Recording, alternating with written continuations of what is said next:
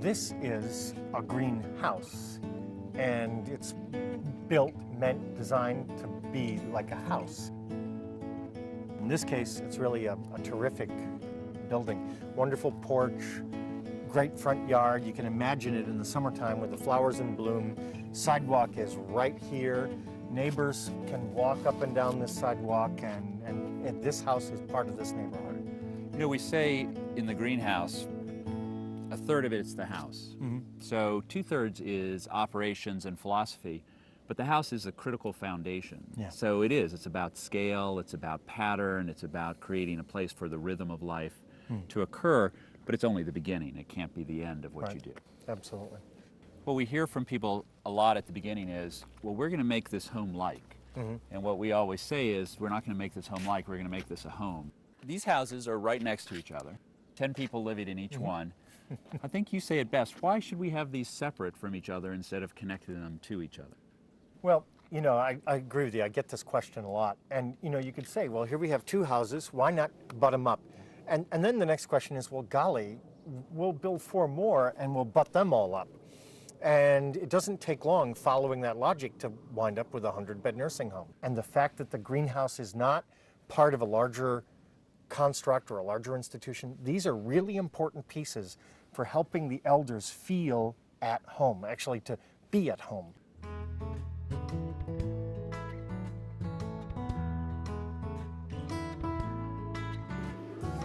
Hey, Emma. How are you? Really good. Thanks for having us at the house. Oh, welcome to the Garfield house. Thanks so much, Emma. Good to Welcome. see you. It's nice. Thank you. So, this is the hearth. The hearth is really based on this idea that a real home needs a focus, needs a center that kind of holds life together. And for most people in America, the kitchen is really central to that. So you can see the kitchen is wide open, and when people are preparing food, they can see what's going on, they can hear what's going on. And then I think one of the really key parts of what the greenhouse is about is this big wooden table. The kitchen table, as you can see, you know, really has the space around it. It's long, but narrow enough to help people have social contact across it. And I think the number one thing I hear back from people is, well, why don't you just divide it all up into have 4 or 5 separate tables? Why one table? And there's really, in my mind, there's a good answer, and that is a family, a community, kind of a fellowship comes together around one table. It's really set up, I think, to help the Shabazim really put good food on the table. I think what's fun for me with the background as an architect is this meets all of the institutional codes for a kitchen. It has the dishwashing area separate from the food prep area. It has the different sanitation controls, but it looks like the kitchen in your house. So it has the same warmth, it has the same feeling of a place you really want to gather. It has the counter for elders to pull up and be part of the conversation or part of the meal preparation, the sink on the other side for them to use when they need it. So I think it's a real success in how you can accomplish and exceed all of the regulatory standards, but make it a place you'd want to be. Yeah. The idea that's kind of very central to Greenhouse is that every elder gets a private room with a private bathroom. And those rooms are arranged around the hearth. Keeping the hearth area together and then making sure that the rooms are as close to that hearth as possible. Great, well, let's go take a look at the room. I think one of the things you can see is that people can bring their own furniture. You can see that there are personal items out and safely displayed in a secure environment. In this case, a person is using a mobile adjustable bed. In other cases, in other greenhouses, people bring their own bed if that's what works for them.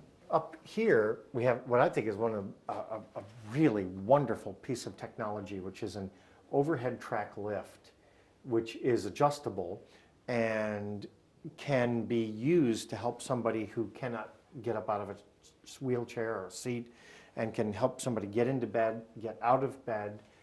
This track can actually adjust and take a person right into the bathroom, and we'll take a look at the bathroom too. From my opinion, there's all kinds of cool stuff in here. As you can see, the grab bar kind of goes across, but can be removed at a future point if you're going to use the lift and be coming in this way. I think it's very clever. And a roll-in shower with a floor drain here.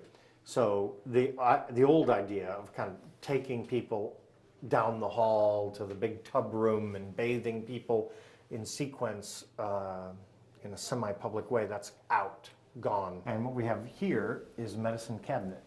And that contains kind of the medications that the person living in this room needs, and it's secure. And it is much more like a person's home than a nursing home is, where the medications are rolled around on a cart. So it's really about breaking down the institution. It's taking the medicine out of the common areas and returning it to the private space. It's about giving people control over their environment, whether it's temperature or privacy or a door that they can close and be by themselves. Right.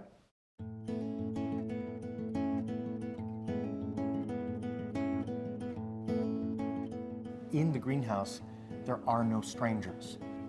It's important in the greenhouse to have places where families can gather, where elders can come together, where Shabazim and elders can come together, where life can be lived in common. And that's the sum of the hearth and what it's all about.